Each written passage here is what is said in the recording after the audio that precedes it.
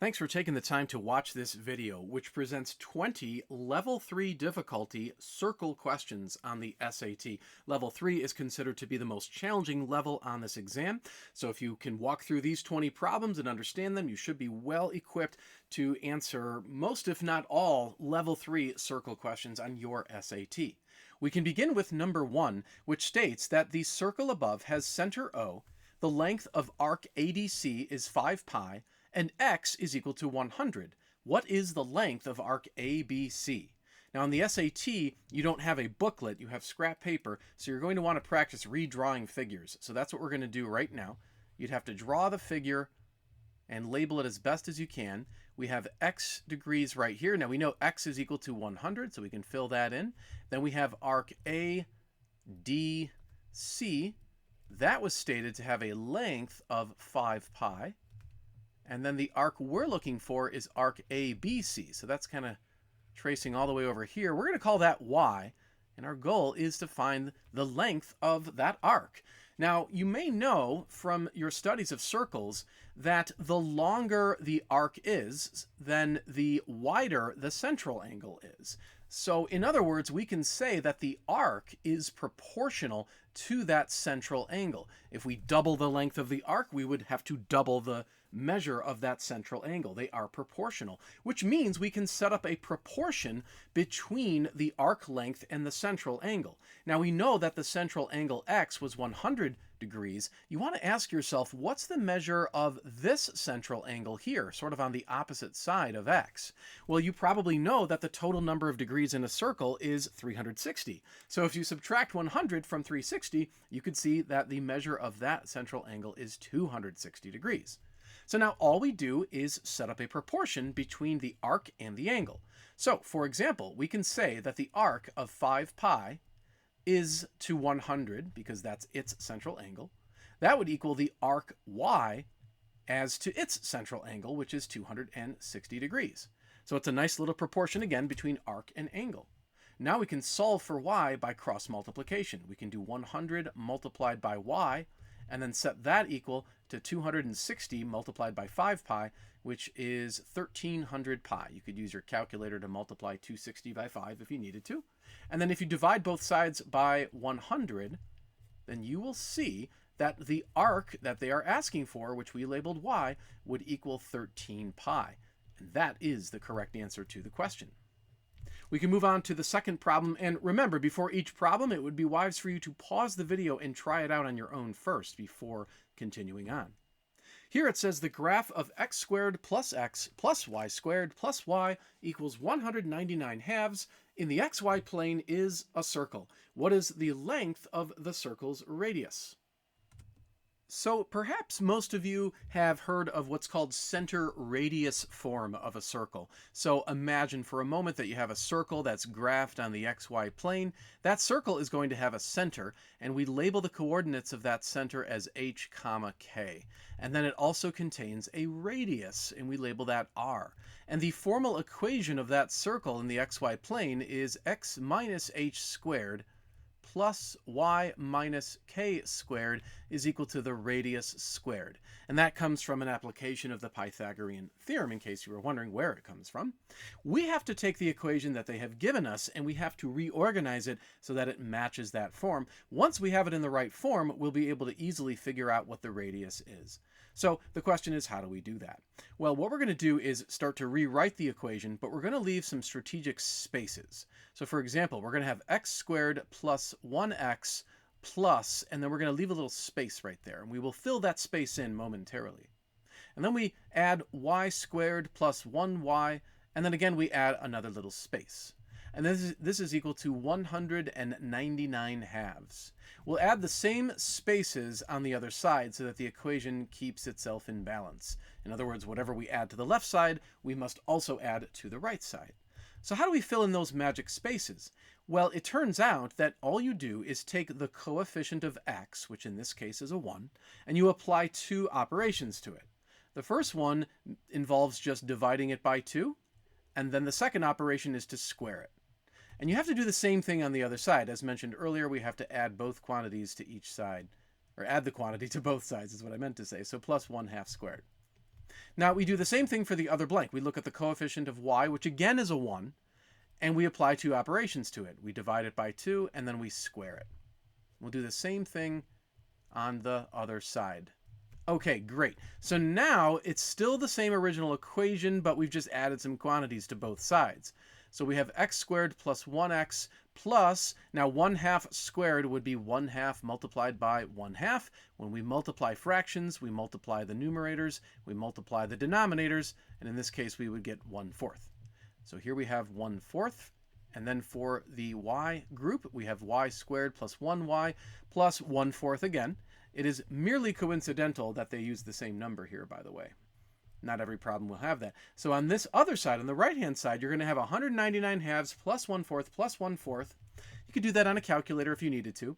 And when you do that, you would get 100. Now, we should recognize that we're pretty much done solving the problem. Because right here on the right-hand side of the equation, we have our r squared. So all we need to do is set the r squared equal to 100, and when we square root both sides of that, we would see that the radius is equal to 10. So that was the correct answer to problem number 2. And it turns out we could go further with the left-hand side in order to figure out the center, but this question didn't ask us to do that. The next question will. So we're going to save that technique for the next question, which is right here. It says the equation above defines a circle in the xy plane. What are the coordinates of, there it is, the center? So this time we're looking for the center as opposed to the radius. We're going to proceed in a very similar manner, however. We're going to have x squared plus 20x, and then plus a magic number here, and then the same thing with the y group. So y squared plus 16y plus, leave a little space here, and then that's going to equal negative 20 plus those same two quantities on the right-hand side. So here we go. We follow that completing the square procedure, as it is called. We take the coefficient of x and we divide it by 2, and then we square it. We add that same quantity on the other side. Sorry, it's a little crammed there. And then we do the same thing with the y group. We take the coefficient of y, we divide that by 2, and then we square it. We'll do the same thing on the other side. Now, you could, again, use a calculator here. 20 divided by 2 is 10. 10 squared is 100, of course. So now you have x squared plus 20x plus 100. And then in the y group, we have 16 divided by 2, which is 8. But then 8 squared is 64. So now we have y squared plus 16y plus 64. On the other side, you would have negative 20 plus 100 plus 64, which is equal to 144. Okay, now we're going to proceed in finding the coordinates of the center of the circle. And to do that, you're going to have to factor the x group. Now, there is a bit of a shortcut when it comes to factoring these problems, because these are perfect squares. And so what that means is that we're going to have x plus or minus, depending on the problem, some quantity. And if you're wondering, well, what is that quantity? Just go back to right here in the problem. Remember when we took the coefficient of x and we divided it by 2, we would have gotten 10, because 20 divided by 2 is 10. So that's the number that's going to go in this space right here. And then the same thing with the y group. We look back and the coefficient of y was 16. When we divide that by 2, we get 8. And so here we're going to have y plus 8 squared. And this is equal to 144. Now, to get the coordinates of the center, all you need to do is examine the numbers inside the parentheses. But just be careful. The way in which the standard form is written requires us to flip the signs of those numbers. So instead of positive 10, we're going to have negative 10. And similarly, instead of positive 8, we're going to have negative 8. And so the coordinates of the center of the circle are negative 10, negative 8. That is choice B. On to the next problem. Again, we're going to want to make a sketch here. So we're going to sketch the circle. We have, it looks like a center labeled O, and then we have a little chord here. This is C. And then we have this sort of upside down looking triangle within the figure. So that's A, and that is B.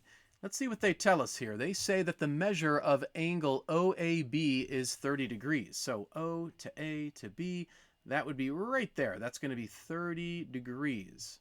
Good.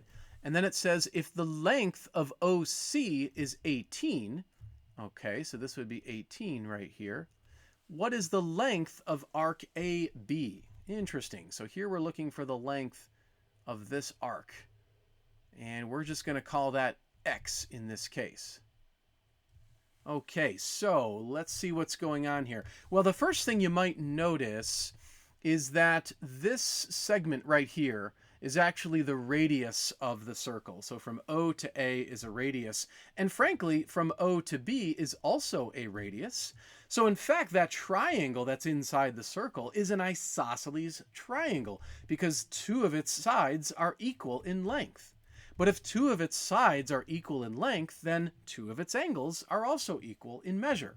So we can see that the one angle was labeled 30. That means this corresponding angle here is also 30 degrees. Now, ask yourself, what would the measure of the third angle be? And we all know that the three angles of a triangle sum to 180. So you would have to do 180 minus 30 minus 30. So that looks like it's going to be 120. Cool. Now, we go back to that idea that an arc is proportional to the central angle. Keep that idea in mind as we try to find the measure of arc X. We can actually set up another proportion, believe it or not. We can say that the arc X is to its central angle, which is 120. And then on the other side, well, for the other side, instead of using an arc per se, we're going to use the entire circle. So think of the entire circle as one large arc that goes all the way around the circle. And of course, the length of that arc would be the circumference.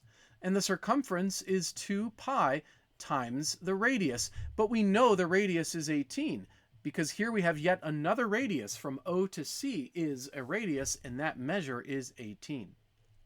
So the arc, if you will, all the way around the circle would be the circumference. It would be 2 pi times 18, and then we put that over its corresponding angle. But of course, if you're going all the way around a circle, then the angle would be 360.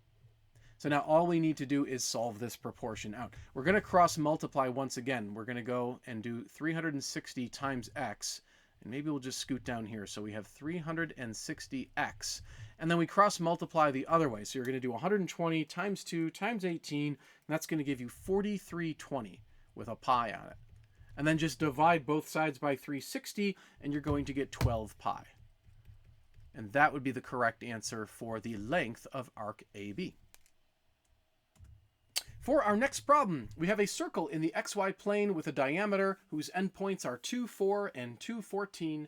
An equation of the circle is x minus 2 squared plus y minus 9 squared equals radius squared, where r is a positive constant. What is the value of r? This looks daunting at first, but the truth is we know 2 points on the circle.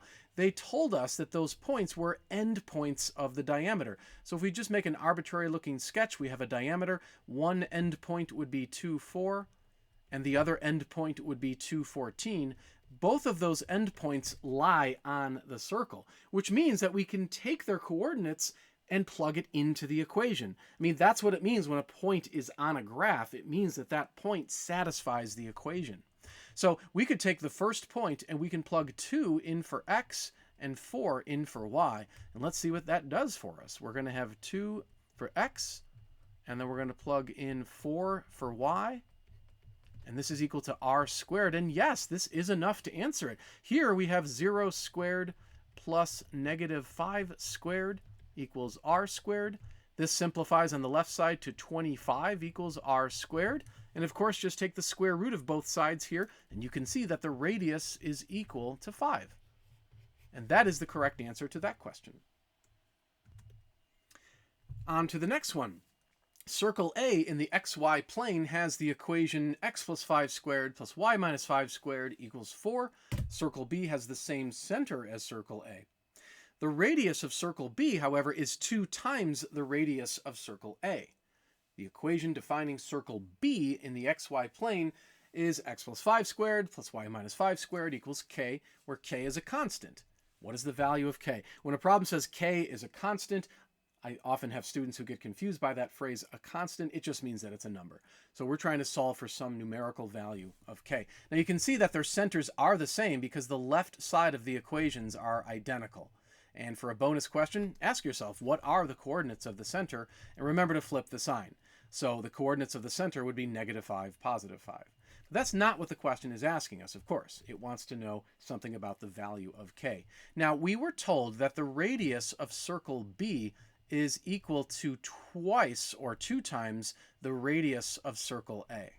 Now, looking back at circle A, we can see that it has this equation right here. But remember, on the right-hand side of a circle equation, that term is equal to radius squared. So in this particular case, for circle A, we can see that the radius squared is equal to 4. But if you square root both sides of that, you would see that the radius of circle A is actually equal to 2. So that fact is convenient because we can plug that 2 into our little equation over here. So now we see that the radius of circle B is equal to 2 times the radius of circle A. This means that the radius of circle B is equal to 4. So now we can figure out the value of k. But just be careful. A lot of students would think that the answer here was 4. But let's take a look at the equation for circle B.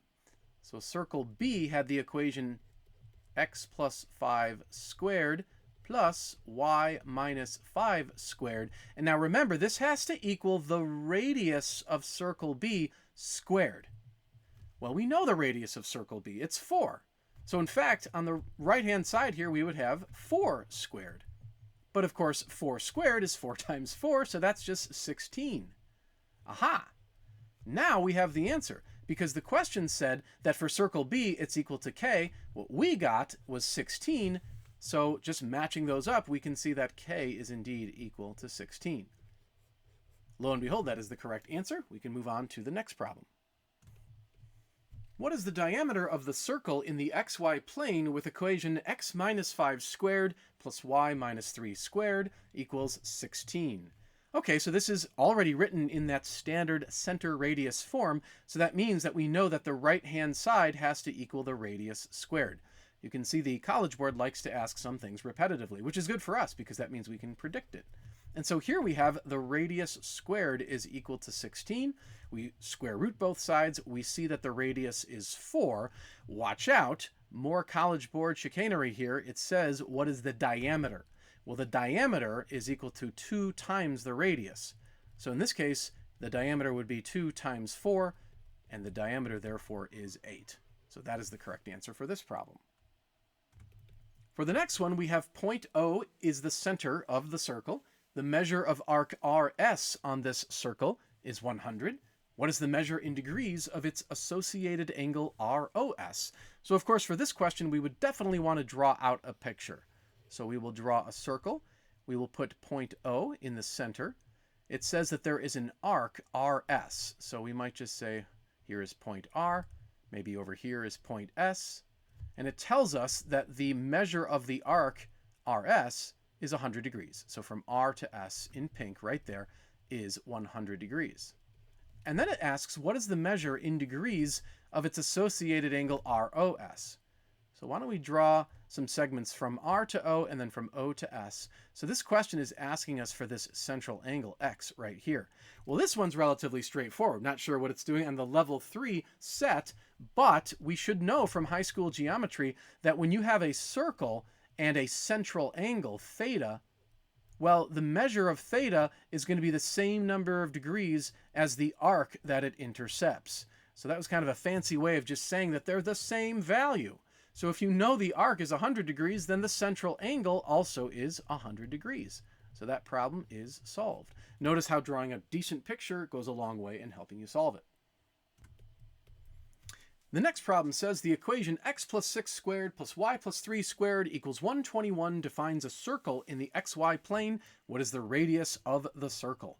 Well, again, I'm not sure what this problem is doing on level 3. I swear I went to the bank of questions and extracted all of the level 3 questions. Maybe they're getting easier just because we're getting smarter, perhaps. But again, we have on the right-hand side this 121. In the standard form, which this circle is written in, we know that the right-hand side is equal to the radius squared. So very simply, all we need to say is that the radius squared is equal to 121. We square root both sides, and we see that the radius is equal to 11. Okay, so I promise things get more interesting here with this question. It says a circle in the xy plane has its center at -4, -6. Line K is tangent to the circle at the point -7, -7. What is the slope of line K? So once again, we're going to want to draw a picture to help us understand this. We don't have to get too detail-oriented, but basically we want to make a sketch. So the center is at -4, -6, which might be around here. There's the center of our circle. And we're just going to draw a circle. Something like that. We'll pretend that's a circle. In fact, let's just move the center over because that's kind of off-center. There we go. And then we have another point, -7, -7. And again, it doesn't matter exactly where you put it. Why don't we just put it arbitrarily about right there? That's -7, -7. The center was -4, -6. And of course, they're going to make a little radius right there. We can call that R. And it wants to know the slope of line K. Now, watch out. Line K is not the line that we just drew. Line K is tangent to the circle at the point -7, -7. So we're going to draw a line as best as we can that runs like that. Well, that's supposed to be tangent. Please pretend that it is. So it just touches the circle at that one point. And perhaps you've learned that when you have a radius and a tangent, they form a 90-degree angle. They are perpendicular to one another. Now that's going to turn out to be important because what we're going to do is we're going to find the slope of line R and use that slope to figure out the slope of line K. Why don't we just label this one line K like so. How do we find the slope of the radius? Well, most of us know the slope equation. Slope is equal to the change in the y-coordinate divided by the change in the x-coordinate. We can label the coordinates. We can say this is our x1, y1, and then the other point could be our x2, y2. So we're just going to plug in. Our y2 is -7, our y1 is -6, our x2 is -7, and our x1 is -4.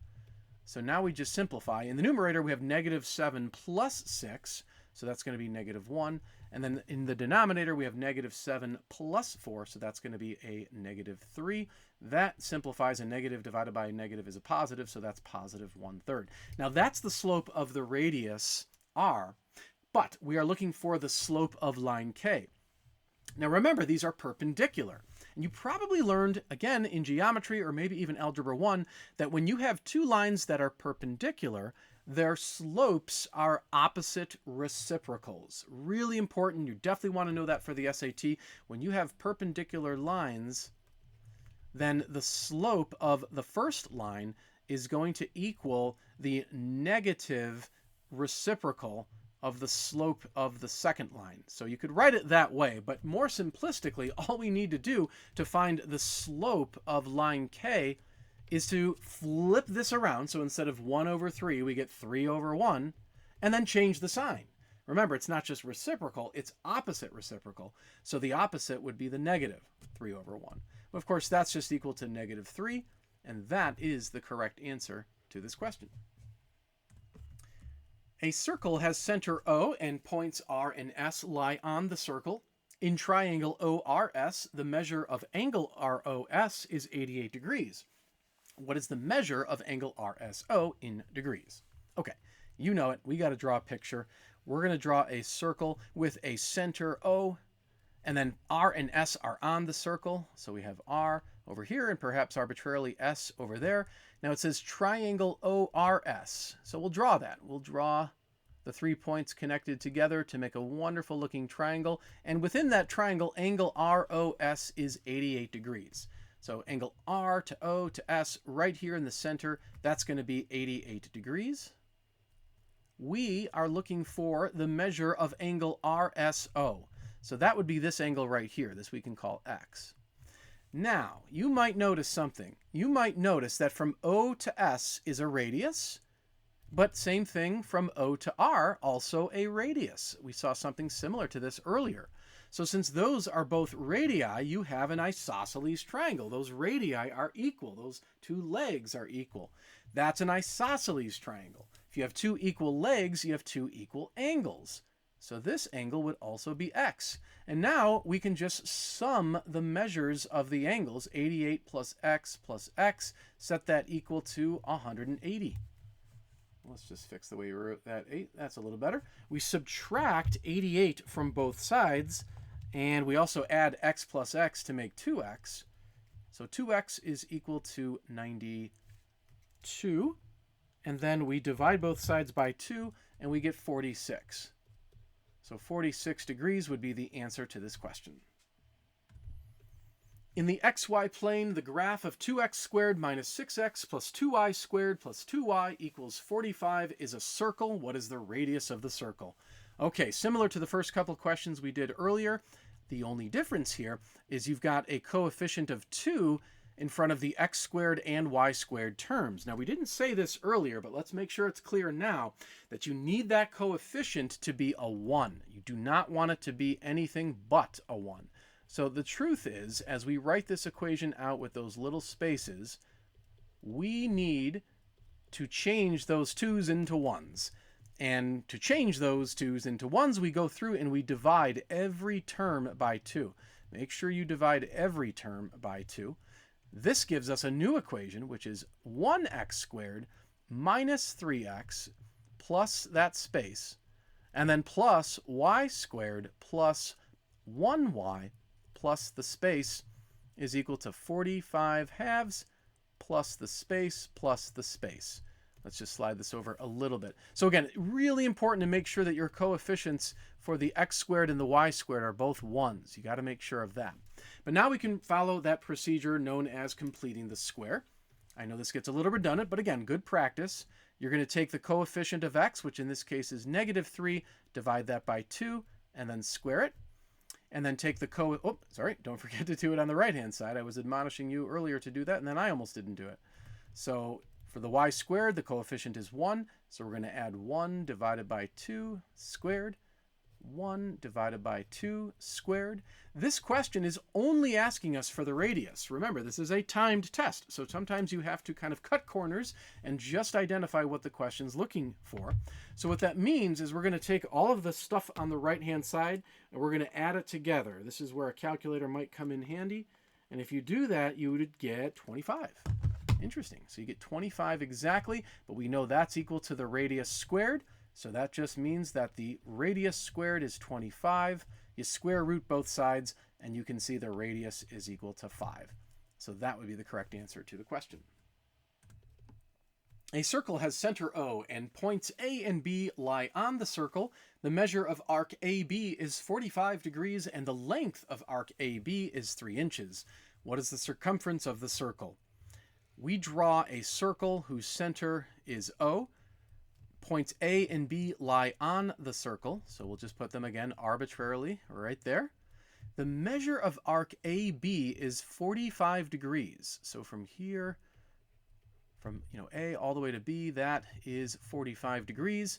And the length of arc AB is 3 inches. So we know arc AB is equal to 3 inches. What is the circumference of the circle? Interesting question. So maybe we should kind of map things out a little bit more. And by that, we might want to connect these points together.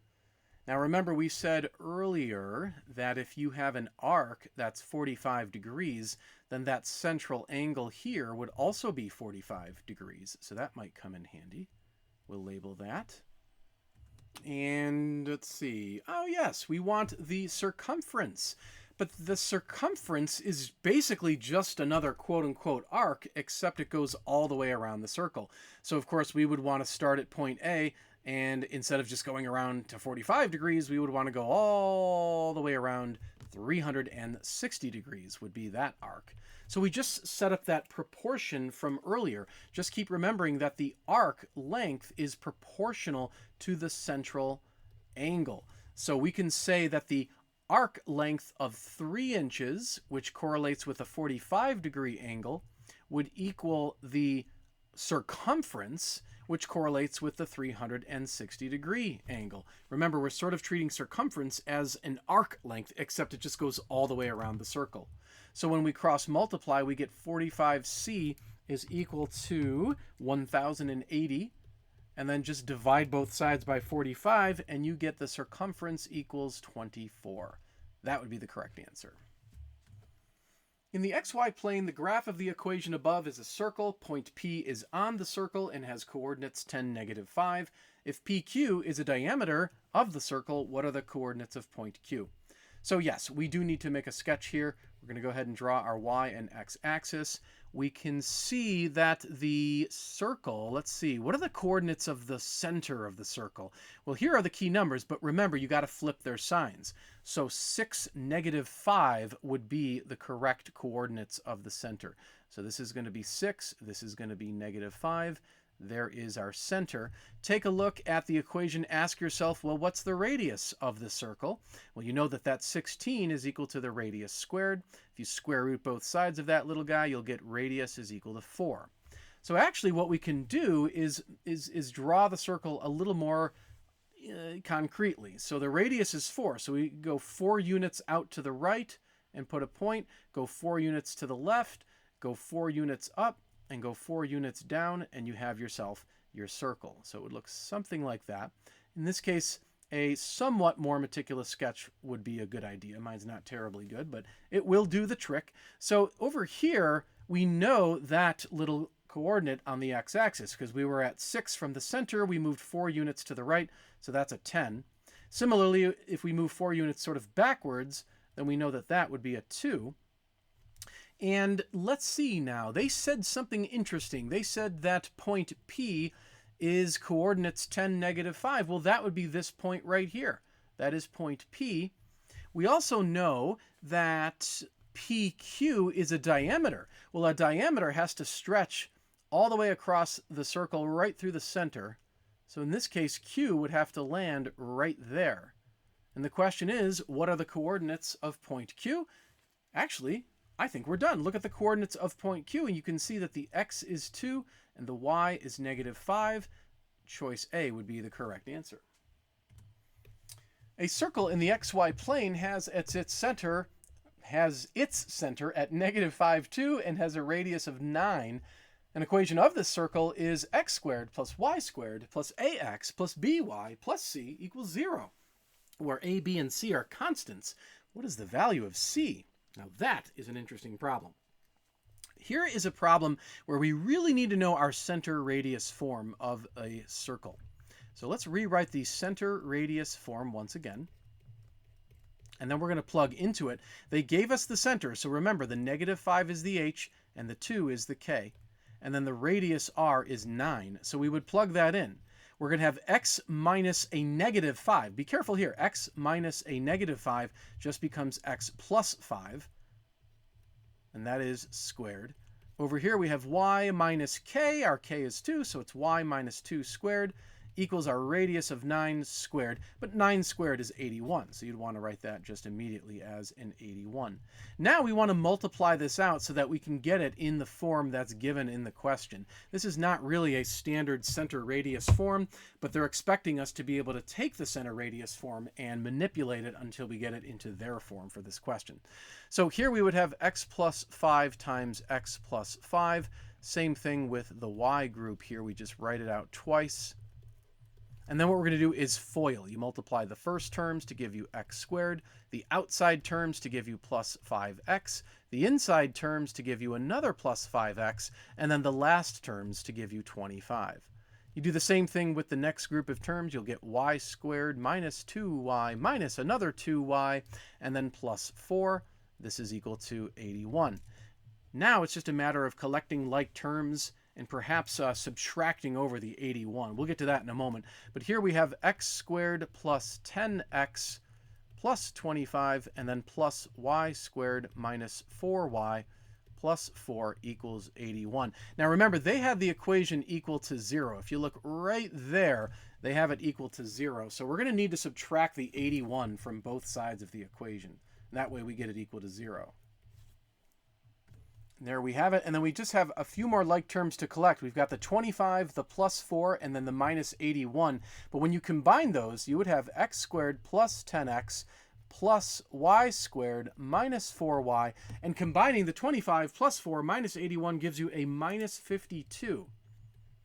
That would be equal to 0. Now let's not forget the way in which they wrote the equation was actually not quite what we have. So if you scramble it one more time, we could write ours as x squared plus y squared plus 10x minus 4y minus 52 equals 0. Again, this is very unorthodox, but we're doing this because they wrote their equation as x squared plus y squared plus ax, I think it was plus by, and then plus c equals 0. Lining things up, we can now see that c would have to equal negative 52. That would be the correct answer for c. You could also, if they were to ask you, notice that a is equal to 10 and b is equal to negative 4.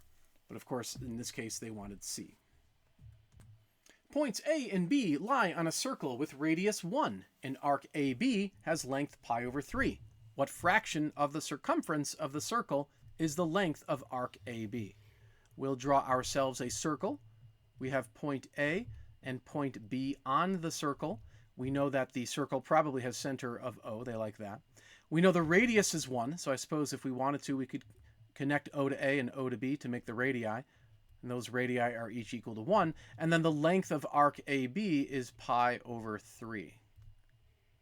And they want to know the fraction of the circumference that is the length of arc AB. Let me read that again. What fraction of the circumference of the circle is the length of arc AB?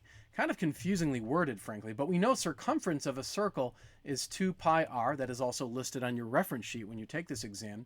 The radius is 1, so it's 2 pi times 1, and that would mean the circumference is 2 pi.